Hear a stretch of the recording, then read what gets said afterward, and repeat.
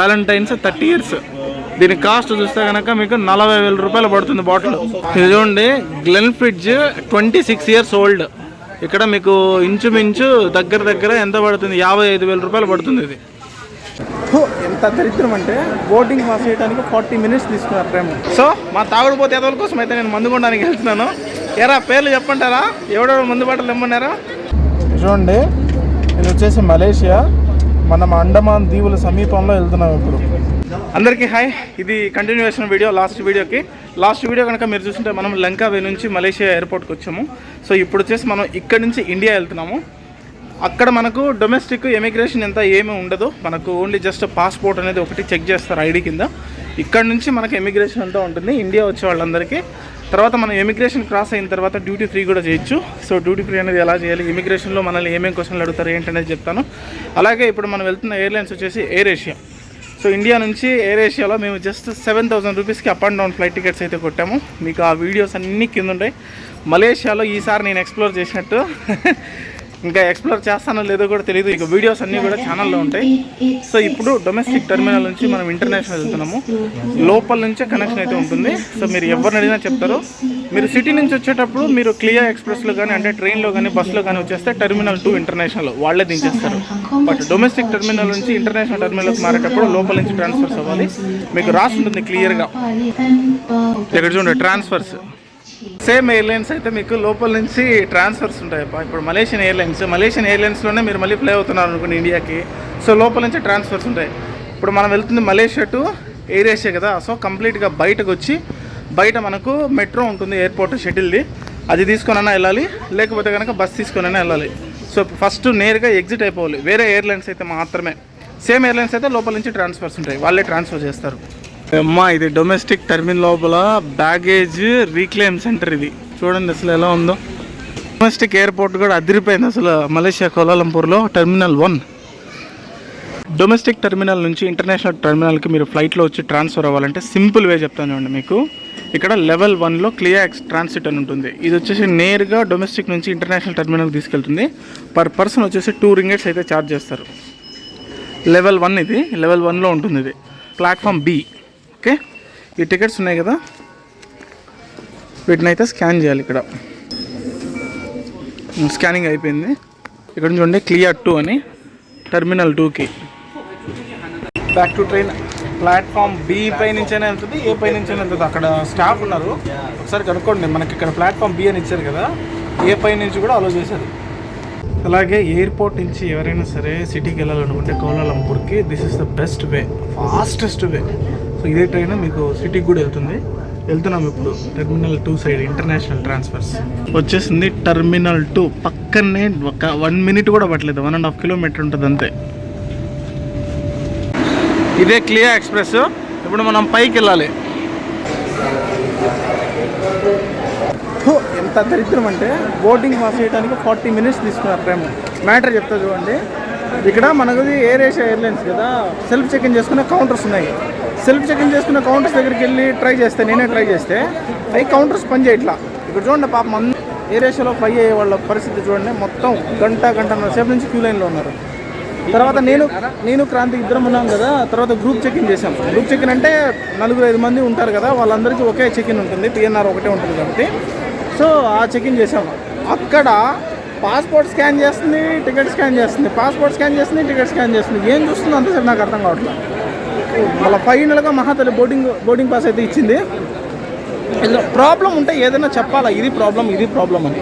అంతంతసేపు time తీసుకుంటే 40 minutes time waste కదా. మనకు మిగతా వర్క్స్ ఉంటాయి కదా, కంటిన్యూస్గా ట్రావెల్ చేస్తున్నాము. ఇది ఆ సెల్ఫ్ చెక్ ఇన్ మిషన్స్ ఏ ప్రాబ్లం ఉందో చూసి ఏదైతే రెక్టిఫై చేస్తే ఇంతమంది ఫ్రీ అయిపోతారు కదా, ఈజీగా బోర్డింగ్ పాస్ తీసుకుని ఎవరెవరి దారి మళ్ళీ వెళ్ళిపోతారు కదా. ఎంత అవస్థ పడుతున్నారంటే ఆ సెల్ఫ్ చెక్ ఇన్ కౌంటర్స్ దగ్గర. చదువు రాని వాళ్ళ పరిస్థితి ఇంకా ఘోరం. కౌంటర్స్ పక్కనే మీకు ఈ గేట్స్ ఉంటాయి. మీకు బోర్డింగ్ పాస్ పైనే ఉంటుంది ఏ గేట్లో నుంచి లోపలికి వెళ్ళాలనేది, ఎల్లా, పీనా, క్యూవా అట్లా చూసుకోండి ఒకసారి. ఓరే బాబో, ఇమిగ్రేషన్ చూడండి నాయన. ఓయమ్మా, ఏం గుర్తుకొస్తుంది ఎలా లోపలికి. సో మందు బాటలు అయితే కొనడానికి వెళ్తున్నాను. ఎందుకంటే నా ఫ్రెండ్స్ అందరూ పచ్చి తాగుబోతులు. నేను మలేషియా వచ్చానని తెలిసిన తర్వాత చావు కొడుతున్నారు, బాటిల్ తెచ్చి అని. కేవలం మనిషికి 2 బాటిల్స్ మాత్రమే పర్మిషన్ ఉంటాయంటే అట్లీస్ట్ ఏదో ఒకటన్నా తీసుకున్నా అని చెప్పి నన్ను హింస పెడుతున్నారు. సో మా తాగుడు పోతే ఎదవల కోసం అయితే నేను మందు కొనడానికి వెళ్తున్నాను. ఎరా పేర్లు చెప్పంటారా? ఎవడెవడో మందు బాటలు ఇమ్మన్నారా? నేను ఇప్పుడు పేర్లు రివీల్ చేశాను అనుకో, ఇంట్లో పగిలిపోద్ది, మీకు మామూలుగా కొట్టరు. ఓకే, సో మనిషికి చిన్న చిన్న ఆనందాలు అనేటివి ముఖ్యం కాబట్టి మిమ్మల్ని ఇబ్బంది పెట్టడం ఇష్టం లేక నేను ఇక్కడ పేర్లు రివీల్ చేయటంలా. లోపలికి వెళ్ళేసి ఇప్పుడు మందు కొనేద్దాం. మలేషియాలో మందు ముఖ్యం బిగులు, డ్యూటీ ఫ్రీ షాపింగ్. ఎవరు నీ పాసనలో ఏంద్రా బాబు, సెంటు బాటిల్ కూడా నీటి పెట్టారా? ఏమేం బ్రాండ్స్ ఉన్నాయి భయ్యా? ఏంది భయ్యా ఇది? వా, బ్లాక్ లేబుల్ ఉంది చూడండి. ఇక్కడ బ్లాక్ లేబుల్ వచ్చేసి 228 రింగెట్స్. 228 ఇంటూ 18 వేసుకోండి అబ్బా, దాన్ని బట్టి ఇంక అర్థం చేసుకోండి. అంటే ఇంచుమించు 4000 రూపాయలు వస్తుంది. తర్వాత వైట్ వాకర్ అంట, ఇది సేమ్ 4000 రూపీస్ వస్తుంది. ఏ బ్రాండ్స్ ఇండియాలో ఎంత ప్రైస్కి దొరుకుతాయి అనేది కూడా కంపేర్ చేసుకోండి. ఇది చూడండి, ఏందో చివాస్ రెగ్యులర్ ఉల్టీసా 1 లీటర్ అంటే ఇది మొత్తం 1102 రింగెట్లు, అంటే దగ్గర 20,000 రూపాయలు. అలాగే సిగరెట్లు ఉన్నాయి చూడండి, సిగరెట్లు మొత్తం ఫ్లేవర్స్ని బట్టి ఉన్నాయి. 125 రింగెట్స్, 140 రింగెట్స్. ఇక్కడ చూడండి సిగరెట్లు తాగిన వాళ్ళ పరిస్థితి. Valentine's 30 years. దీని కాస్ట్ చూస్తే కనుక మీకు 40,000 రూపాయలు పడుతుంది బాటిల్. 40,000 రూపీస్ బాటిల్ అయితే ఇది. ఇది చూడండి గ్లెన్ఫిడ్జ్ 26 ఇయర్స్ ఓల్డ్. ఇక్కడ మీకు ఇంచుమించు దగ్గర ఎంత పడుతుంది? 55,000 రూపాయలు పడుతుంది. ఇది కరెక్ట్గానే చెప్పాను అనుకుంటున్నాను. ఇక్కడ కనపడుతున్న నెంబర్కి ఇంటూ 18 వేసుకోండి. Minimum 2400 rupees red label. అది మనం రెగ్యులర్గా నేను వినే పేరు రెడ్ లేబుల్. 2400 రూపీస్ చూడండి రెడ్ లేబుల్. ఇది ఇంచుమించు 2200 అలా పడుతుంది. రాయల్ సెల్యూట్ అంట, ఇంచుమించు దగ్గర 22,000 రూపాయలు అయితే పడుతుంది. చూడండి ఇది రాయల్ సెల్యూట్ 25 ఇయర్స్. దీని ప్రైస్ వచ్చేసి 34,000 35,000 పడుతుంది. ఇక్కడ చూడండి blue label scotch blended scotch whisky అంట. ఇది ఇంచుమించు 1350 రూపీస్ అయితే పడుతుంది. అంటే మన కరెన్సీలో 27,000 రూపాయలు పడుతుంది ఇంచుమించు. హెన్నెసీ బ్రాండ్ ఇది వచ్చేసి ఆల్మోస్ట్ 1600 రింగెట్స్, అంటే 30,000 చిల్లర పడుతుంది. అమ్మ ఈ బాటిల్ వచ్చేసి 1,12,000 చిల్లర. హెన్నెసీ ప్యారడైస్ అంట ఈ బాటిల్ పేరు. 1,12,000 ఏందిరా నాయన ఒక్క మందు బాటిల్. ఏముందిరా దాంట్లో, మందా ఇంకేమన్నా ఉందా? ఇది వచ్చేసి డబుల్ బ్లాక్ అంట. 254 రింగెట్స్, అంటే ఇంచుమించు 5,000 రూపీస్ అలా పడుతుంది. నాయన దేవుళ్ళారా, నా చేతిలో ఉండేది మందు కాదు. మందు చూపించాను నేను, మందు అనుకుంటారేమో, మందు కాదు. ఈ ఎయిర్పోర్ట్లో మీకు మెక్డొనాల్డ్స్ ఉంటుంది. మేము సరిగ్గా తినలేదు అసలు ఒక 1 వీక్ నుంచి. ఇంకా ఎలాగో రిటర్న్ అయిపోతున్నాం కదా అని చెప్పి ఇక్కడ కొంచెం మెక్డొనాల్డ్స్లో గట్టిగానే వేసాం. సో బర్గర్స్, ఇది వచ్చేసి ఐస్డ్ లెమన్ టీ. 1 వీక్ నుంచి టైంకు తినలేదు, వాటర్ కూడా సరిగ్గా తాగలేదు. అసలు ఎలా పరిగెత్తామంటే అలా పరిగెత్తాము. మీకు వీడియోస్లో అర్థమైపోయింటుంది మేము ఎంత ఎఫర్ట్ పెట్టామనేది. సో అది పాస్పోర్ట్ మీద కేవలం 2 లీటర్స్ మాత్రమే అలౌ చేస్తారు. అది గుర్తుపెట్టుకోండి. ఎవరు కూడా వస్తున్నాయి కదా అని చెప్పి విపరీతంగా ఉండడానికి కూడా ట్రై చేయొద్దు. ఎవరైనా సరే మళ్ళీ కస్టమ్స్లో పట్టుకుంటే కనుక చాలా పెద్ద ప్రాబ్లం అవుతుంది. సో అది తెలియక చాలామంది ఎక్కువ బాటిల్స్ తీసుకోవడం కూడా చూసాను నేను. మ్యాక్సిమం అందరికీ అవగాహన ఉంది ఈ విషయం పైన, బట్ చెప్తున్నాను అది. ఇప్పుడు బోర్డింగ్ గేట్ దగ్గరికి వెళ్ళిపోతున్నాను. So immigration was very smooth. మన కంట్రీకి మనం వచ్చేటప్పుడు వాళ్ళు ఏం అడగరు కదా. సో అంతే. కాకపోతే దరిద్రం ఏంటంటే 1 hour 45 minutes పోయింది బోర్డింగ్ దగ్గర, ఇమిగ్రేషన్ దగ్గర. అదొక్కటే పెద్ద లాస్. అస్సలు నిలబడలేక ఈ బ్యాగ్ వేసుకొని నా బాధ అంతా ఇంత కాదు, అసలు ఏడుపు వచ్చేసింది నిజంగా. చండాలం అది. క్లియర్గా కనపడుతుంది చూడండి అసలు ఎయిర్పోర్ట్ టెర్మినల్ మొత్తం కూడా. మంది ఆ టెర్మినల్ అక్కడికి వెళ్ళాలి ఇప్పుడు మనం. ఇక్కడ చూడండి మంది గేట్ L6 ఇచ్చాడు గేట్. ఇక్కడ చూడండి విశాఖపట్నము L14 ఇచ్చాడు. బోర్డింగ్ పాస్లో 1 నెంబర్ ఇచ్చాడు. తర్వాత వచ్చేసి ఇక్కడ స్క్రీన్ పైన 1 నెంబర్ అలాట్ చేశాడు. ఏం చేయాలి అసలు ఇట్లాంటి వాళ్ళని? మళ్ళీ అనౌన్స్మెంట్ ఉంటుంది, అది మనం వినిపించుకోమో కూడా తెలియదు. అందుకని ఒకసారి ఎప్పుడు కూడా గేట్ నెంబర్ బోర్డింగ్ పాస్ పైన రాసిన గేట్ నెంబర్ నమ్మటానికి లేదు. ఫ్లైట్ ఎక్కి మీరు కన్ఫామ్గా వెళ్ళి కూర్చునేంత వరకు గేట్ నెంబర్ మాత్రం నమ్మే విషయమే లేదు. అది గుర్తుపెట్టుకోండి. ఎప్పుడు ఇంటర్నేషనల్లో ఎప్పుడు ఏం జరుగుతుందంటే టెర్మినల్ దొరికితేనే దాంట్లో పెడతారు. లేకపోతే కనుక ఆ గేట్ నెంబర్లో ఫ్లైట్ ఇంకా వెకేట్ చేయకపోతే కనుక వేరే గేట్కి మార్చేస్తారు. సో ఈ ప్రాబ్లం అయితే ఉంటుంది మాకు. చూడండి L6 ఇచ్చారు గేటు. ఇప్పుడు మేము L6 దగ్గర వెయిట్ చేస్తుంటే కొన్ని అనౌన్స్మెంట్లు ఇవ్వరు, ఏదో ఎప్పుడో rare.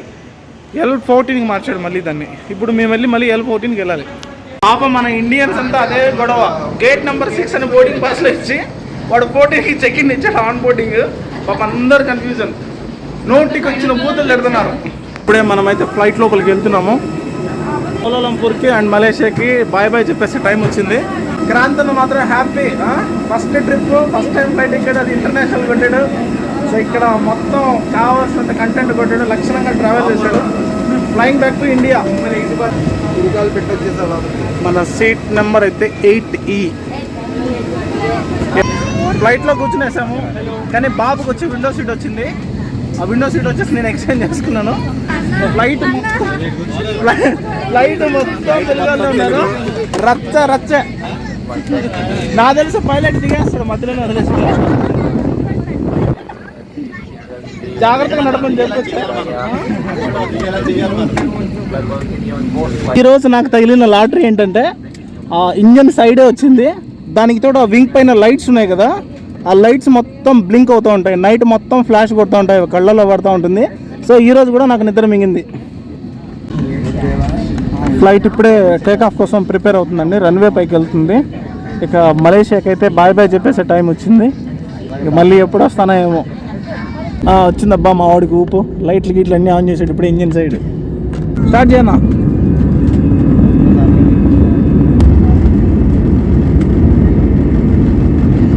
అయిపోయిందబ్బా take off. Bye Malaysia. ఇక్కడ చూస్తున్నారు కదా మలేషియా మహానగరము. కింద నుంచి అసలు అంతరిక్షం నుంచి చూస్తే ఎలా ఉంటుందో అలా ఉంది. నక్షత్రాలను చూసినట్టుంది నాకైతే మలేషియాని ఇక్కడ నుంచి చూస్తుంటే. మొత్తం ఇప్పుడు సీ పైకి అయితే వచ్చేసాం. ల్యాండ్ని అయితే ఇంకా కాసేపు వదిలిపెట్టేస్తాం. చూడండి ఇది వచ్చేసి మలేషియా. మనం అండమాన్ దీవుల సమీపంలో వెళ్తున్నాం ఇప్పుడు. చూడండి అండమాన్ అండ్ నికోబార్ ఐలాండ్స్, దాని సమీపంలో వెళ్తున్నాం. ఇది బే ఆఫ్ బెంగాల్. ఇక్కడ చెన్నై అండ్ విశాఖపట్నం వస్తుంది. ఇక్కడ చూడండి ఇది వచ్చేసాం మన భారతదేశానికి. కింద చూస్తున్నారు కదా ఇదంతా కూడా విశాఖపట్నము, వైజాగ్. కరెక్ట్గా 3.5 hours అయితే పట్టింది. On time, safely landing.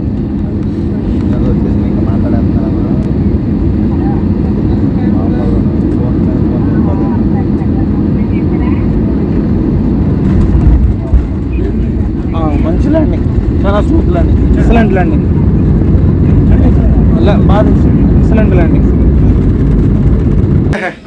Welcome to Vizag. So ఎక్కడి నుంచి అయితే ప్రయాణం మొదలు పెట్టాము, ఫైనల్గా అక్కడికే వచ్చి రీచ్ అయిపోయాం. Safely landed. మామూలు విషయం కాదు కదా, ఇన్ని వేల కిలోమీటర్లు సముద్రం పైనుంచి వెళ్ళి మళ్ళీ అక్కడ ఒక దీవిలో దిగి అంతా ఎక్స్ప్లోర్ చేసుకొని నీట్గా మళ్ళీ మన కంట్రీలో ల్యాండ్ అవ్వడం. Thank you God. సో అది ఇంకా ఇంకేముండదు, ఇమిగ్రేషన్ చెక్అవుట్ అయ్యి బయట వెళ్ళిపోవడమే. సో సిరీస్ అంతా కూడా బాగా చూడండి. ఎవరికైనా ఏదైనా డౌట్ ఉంటే కింద కామెంట్ సెక్షన్లో కామెంట్ చేయండి. అలాగే వీడియో ఎలా అనిపించిందో కూడా కింద కామెంట్ సెక్షన్లో కామెంట్ చేయండి. ఓకే, మలేషియా ట్రిప్ ప్లాన్ చేసుకుని మీ ఫ్రెండ్స్ అందరికీ ఆ వీడియోస్ని ఫార్వర్డ్ చేయండి. ప్రతి డీటెయిల్ ఉంది కదా అందులో. సో అది ఏమైనా డౌట్ ఉంటే కనుక నాకు కింద కామెంట్ సెక్షన్లో కామెంట్ చేయండి. టైర్డ్, బాగా తినాలి. ఎందుకంటే I was been travelling since from 1 month. Suresh వాళ్ళ ఇంటికి వెళ్ళిన దగ్గర నుంచి ట్రావెల్ చేస్తూనే ఉన్నాను. I don't have proper food, proper water, proper sleep, ఏం అసలు లేదు. సిక్ అయిపోయింది మొత్తం బాడీ. నాకున్నటువంటి మెంటల్ పవర్ ఏదైతే ఉందో అది చాలా స్ట్రాంగ్. సో దానివల్ల గట్టిగా తిరుగుతూ ఉన్నాను తప్ప ఫిజికల్ స్ట్రెంగ్త్తో కాదు. అది వీడియోస్ అన్నీ కూడా తప్పకుండా చూడండి. ట్రిప్ అయితే అదిరిపోయింది, నిజంగా చెప్తున్నాను. ట్రిప్ అయితే మాత్రం అసలు వర్త్. ఎక్కడ అనుకునే దానికంటే కూడా ఎక్కువ ఎక్స్ప్లోర్ చేసాము. సో ఇక్కడి నుంచి వెళ్తున్నప్పుడు ఎలాంటి కాన్ఫిడెన్స్తో వెళ్ళామో, తిరిగి వచ్చేటప్పుడు అలాంటి కాన్ఫిడెన్సే ఉంది. సో అది మరొక మంచి వీడియోతో మిమ్మల్ని అందరినీ కలుస్తాను. అంతవరకు take care, love you all, bye.